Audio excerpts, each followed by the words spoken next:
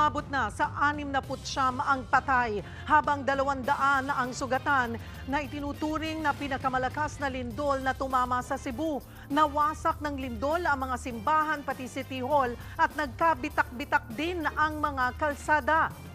Live mula sa epicenter ng lindol sa Bugos City, Cebu. Nasa frontline ng balitang yan ang ating News 5 Visayas correspondent na si John Aroa. John, kumusta na ang sitwasyon dyan? Cheryl, umabot sa mahigit 800 aftershocks ang naranasan dito sa Bugos City, Cebu matapos ang mahigit 6.9 magnitude na lindol kagabi. Sa lakas niyan, sinatumba nito ang iba't ibang mga establishmento at isinailalim sa state of calamity ang buong Cebu. Patuloy ang pagdating ng mga kaanak dito sa Bugos Cebu Provincial Hospital para kilalanin ang mga bangkay ng kanilang mga kaanak. Walang kuryente sa buong Bugos City. Cheryl.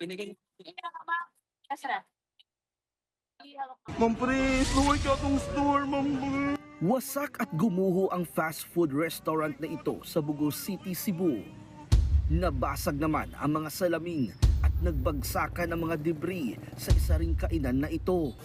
Sunod-sunod ding establishmento ang gumuho. Ang mga kalsada nagkabitak-bitak. Ganito kalakas ang magnitude 6.9 na lindol na tumama sa syudad kagabi. Pagdating naman sa harap ng ospital ng Bugo, inabutan ng News 5 ang mga telang nakalatag sa lapag. Dito, isa-isang hinilera ang mga nasawi. Ang masaklap, habang tumatagal, dumarami ang dinadalang body bag, gaya na lang ng batang yan.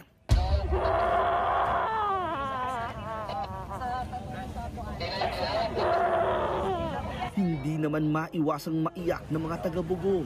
Karamihan sa kanila, iniisa-isa pa ang mga body bag para makilala ang mga nasawing kaanak. Ang residenteng si Eliza Ho, namatayan ng ama na kaka-birthday lang. Hinakap daw ng kanyang ama ang kapatid para makaligtas na magka-landslide matapos ang pagyanig. Ano, wala na akong papa. Hindi ko kayo mahusaon ako pag-explain sa iya. Lahat na akong papa. Lahat na ko ay... Hindi ko kayo mahusayon kung buhato na wala na siya. Si Margie Baterna naman, namatayan ng mentor. Lasa na ito na mo nga. Bakak, yakatawa. Sa tabi ng mga bangkay, ang mga pasyenteng nasugatan sa pagyanig. Ilan sa mga sugatan sa labas na lamang inilalagay dahil sa kulang na pasilidad. Patuloy ang search and retrieval operations. Ayon sa Cebu PDRRMO, karamihan sa mga nasawi nakuhang magkakayakap sa hukay. Like for example, kanina yung anak tsaka yung father. Siyempre, yung father as an instinct, talagang hinag niya yung anak niya. Yun namang last na nakita natin kanina sa Sitio Balibag, yung mother tsaka yung dalawang anak niya maliit. Ganun pa rin yung situation.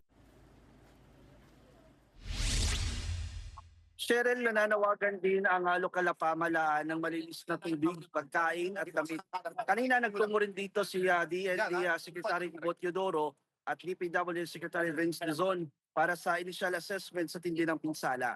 Nasira rin ang ilang mga City Hall at Municipal Hall dito.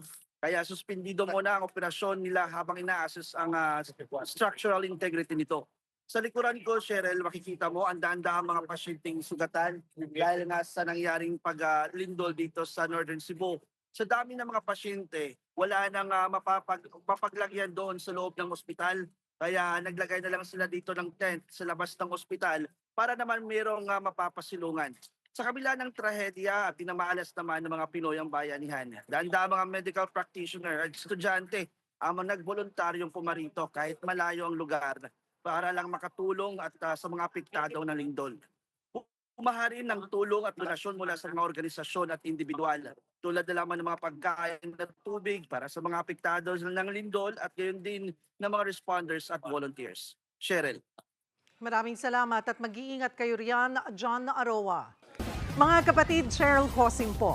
Maging maalam at may pakialam sa mga napapanahong issue at headlines. Mag-follow at mag-subscribe na sa social media pages ng News 5.